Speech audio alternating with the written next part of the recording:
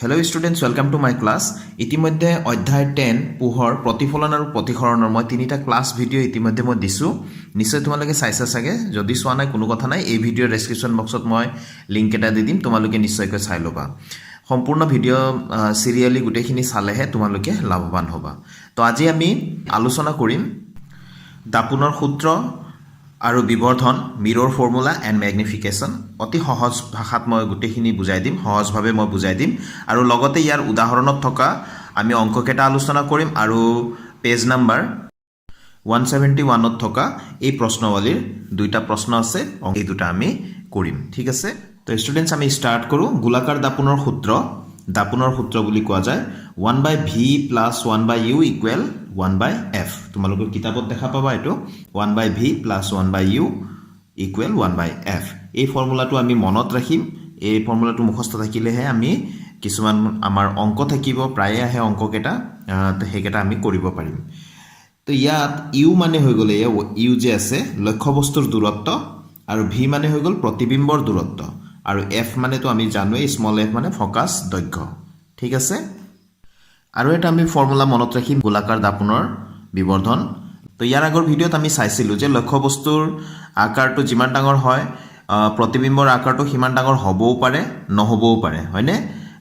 সৰু হ'ব পাৰে বা তাতকৈ ডাঙৰো হ'ব পাৰে। লক্ষ্যবস্তুৰ আকাৰ সাপেক্ষে প্ৰতিবিম্বৰটো কিমান গুণে ডাঙৰ বা সৰু তাকে বিবৰ্ধন বুলি কোৱা হয়।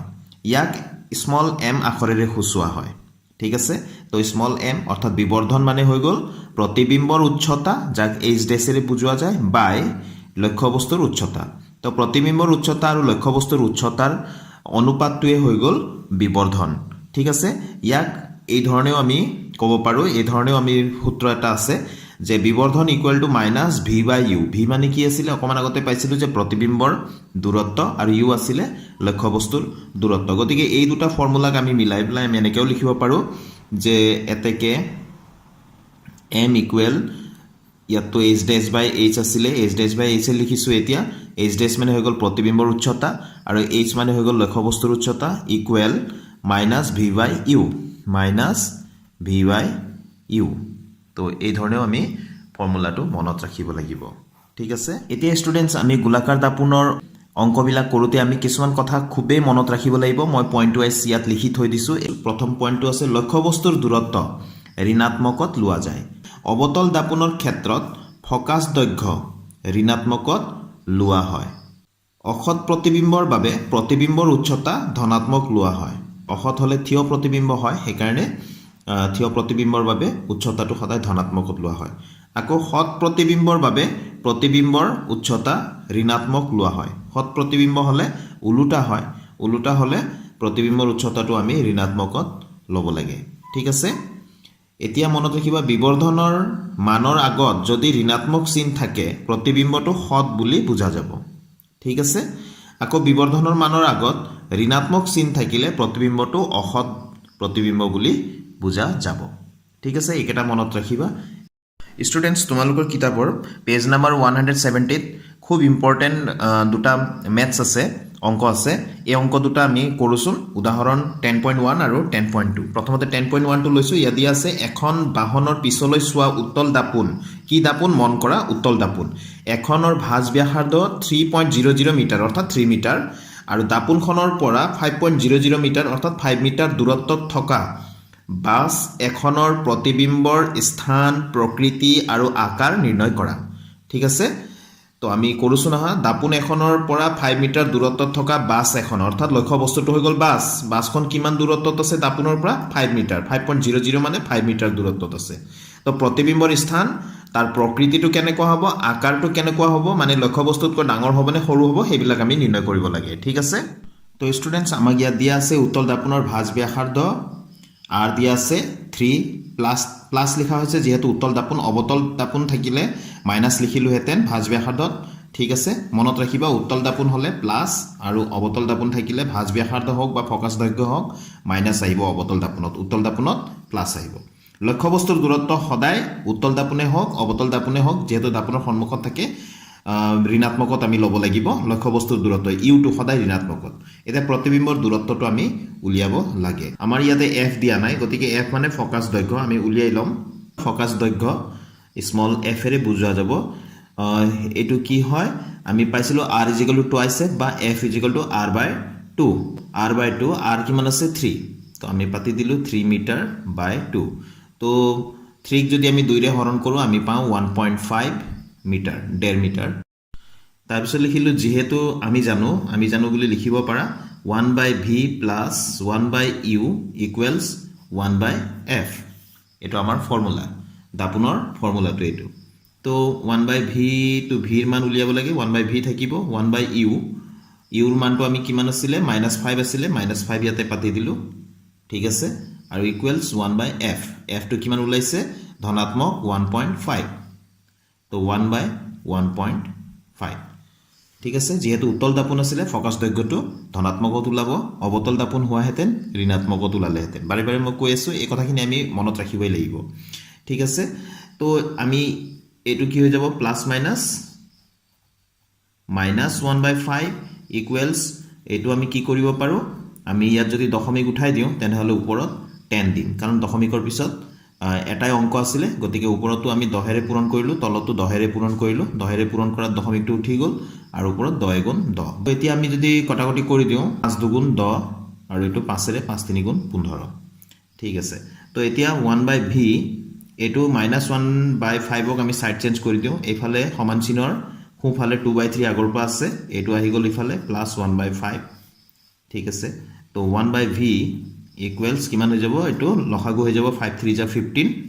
এতিয়া হৰেৰে লসাগু হৰণ কৰিম এইবিলাক কথা তোমালোকে নিশ্চয় জানা তো 3 ৰে 15 হৰণ কৰিলে 5 পাম হেতু ওপৰৰ লগত পূৰণ কৰিম তাৰ পিছতে লিখিম তো 5 × 2 = 10 ঠিক সেই ধৰণে 5 ৰে ইয়াক 15 ক ডিভাইড কৰিলোঁ কিমান হৈ যাব 5 3 = 15 5 3 × 15 3 × 3 ঠিক আছে তো ইয়াতে এতিয়া 1/v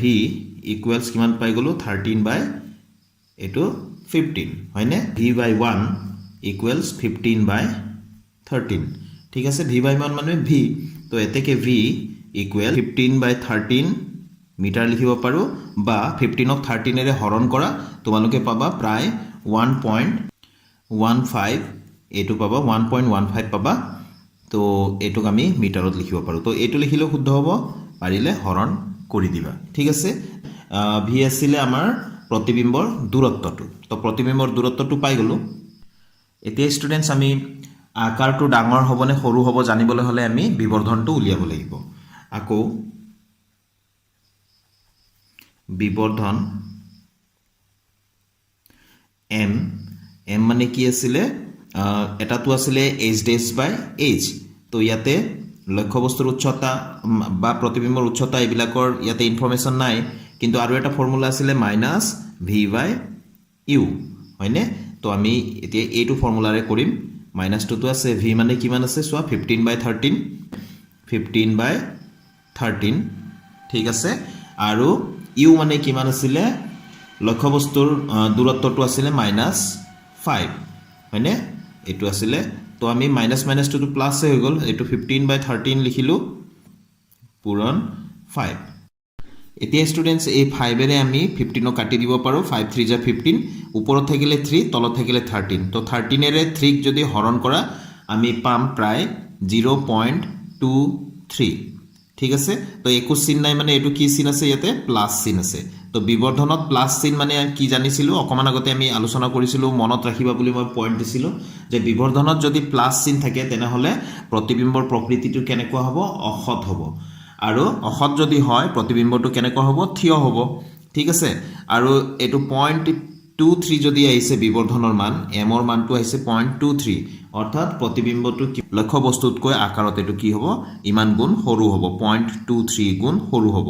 ঠিক আছে এইটো যদি ইয়াত যদি 0 ঠাইত যদি কিবা সংখ্যা থাকিলে হয় তেনেহ'লে লক্ষ্য বস্তুটোৰ কৈ মানে প্ৰতিবিম্বটো ডাঙৰ হ'লহেঁতেন তো এতেকে আমি শেষত এই ধৰণে লিখি দিম প্ৰতিবিম্বটো অসৎ থিয় আৰু আকাৰত 0.23 গুণ সৰু ঠিক আছে তো এইটো হৈ গ'ল সম্পূৰ্ণ সমাধান তো আমি নেক্সট কুৱেশ্যনটো চাওঁ উদাহৰণ 10.2 তো উদাহৰণ 10.2 আছে 15.0 সেন্টিমিটাৰ ফকাছ দৈৰ্ঘ্যৰ 0.0 অকল যদি 0 থাকে ডেচিমেলৰ পিছত তেনেহ'লে 15 বুলি ক'লেও হ'ল 15 সেন্টিমিটাৰ ফকাছ দৈৰ্ঘ্যৰ অবতল দাপোন এতিয়া দাপোনটো কেনে ধৰণৰ চোৱাচোন অবতল দাপোন এখনৰ সন্মুখত 25 সেন্টিমিটাৰ দূৰত্বত 4 সেন্টিমিটাৰ আকাৰৰ লক্ষ্যবস্তু এটা ৰখা হৈছে তো স্পষ্ট প্ৰতিবিম্ব এটা পাবলৈ দাপোনখনৰ পৰা কিমান দূৰত পৰ্দা এখন ৰাখিব লাগিব প্ৰতিবিম্বৰ প্ৰকৃতি আৰু আকাৰ নিৰ্ণয় কৰা তো ষ্টুডেন্টস দাপোনখন কি দাপোন অবতল দাপোন তো ইয়াতে ফোকাস দৈৰ্ঘ্য দিয়া আছে লক্ষ্যবস্তুটো কিমান দূৰত্বত ৰখা হৈছে 25 সেন্টিমিটাৰ দূৰত্বত আৰু লক্ষ্যবস্তুটোৰ আকাৰ অৰ্থাৎ উচ্চতাটো দিয়া আছে 4.0 অৰ্থাৎ 4 সেন্টিমিটাৰ আকাৰৰ এটা লক্ষ্যবস্তু ৰখা হৈছে বুলি কৈছে ইয়াত সুধিছে যে স্পষ্ট প্ৰতিবিম্ব পাবলৈ হলে কিমান দূৰত পৰ্দা এখন ৰাখিব লাগিব অৰ্থাৎ স্পষ্ট প্ৰতিবিম্বটো কিমান দূৰত গঠন হ'ব হেতুৱে আসলতে ইনডাইৰেক্টলি কৈছে তো ভি আমি নিৰ্ণয় কৰিব লাগিব প্ৰতিবিম্বৰ দূৰত্ব ভিটো নিৰ্ণয় কৰিব লাগিব প্ৰতিবিম্বৰ প্ৰকৃতি আৰু আকাৰ নিৰ্ণয় কৰা তো আমি বিবৰ্ধন ইয়াতো নিৰ্ণয় কৰিব লাগিব বিবৰ্ধন নিৰ্ণয় কৰিলেহে প্ৰতিবিম্বৰ প্ৰকৃতিটো আৰু আকাৰটো আমি গম পাম ঠিক আছে তো যেহেতু অবতল দাপোন হয় ফোকাস দৈৰ্ঘ্যটো সদায় আমি ঋণাত্মকতে ল'ব লাগিব আকৌ লক্ষ্যবস্তুটো সদায় আমি ঋণাত্মকত ল'বই লাগিব অবতল দাপোনে হোক উত্তল দাপোনে হোক ইউ বা লক্ষ্যবস্তুৰ দূৰত্বটো সদায় আমি ঋণাত্মকতে ল'ম তো আমি স্টাৰ্ট কৰো হাসুন তো স্টুডেন্টস আমাক দিয়া আছে এইচ অৰ্থাৎ বস্তুটোৰ লক্ষ্যবস্তুটোৰ উচ্চতা দিয়া আছে বা লক্ষ্যবস্তুটোৰ আকাৰ দিয়া আছে +4 সেন্টিমিটাৰ প্লাস কিয় লিখিছো কাৰণ তাত ধনাত্মকত দিয়া আছে প্লাস মাইনাস একো নাই গতিকে প্লাস লিখিছো 4 সেন্টিমিটাৰ দিয়া আছে 4.0 আছে গতিকে 4 লিখিব পাৰি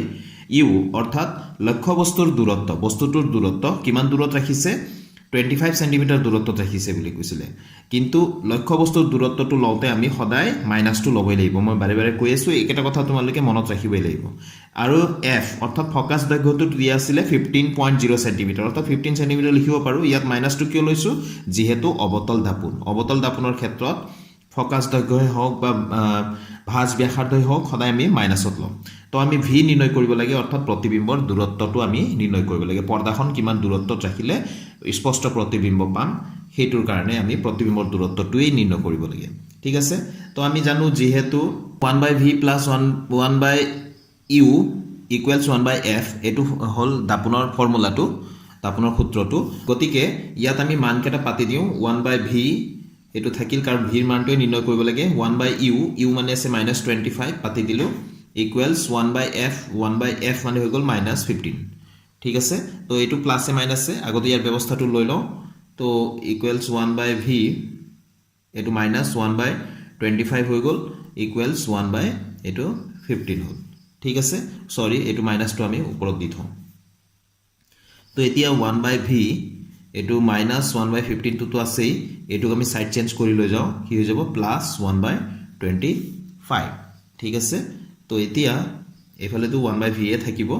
এইখিনিত আমি 15 আৰু 25 ৰ লসাগুটো আমি উলিয়াই লওঁ সসন 15 আৰু 25 দুইটাকে আমি কিহেৰে হৰণ কৰিব পাৰো 5 এৰে 5 3 গুণ 15 5 5 গুণ 25 তো এটো লসাগুটো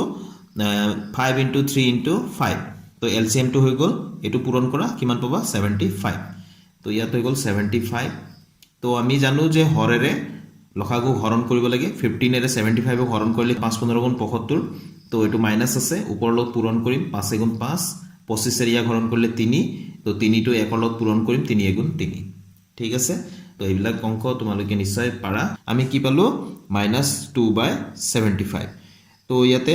-5 + 3 আছিল তো এটা প্লাস এটা মাইনাস থাকিলে সদায় বিয়োগ কৰিম তো -2 পালো আৰু তলত 75 আছিল আগৰ পৰা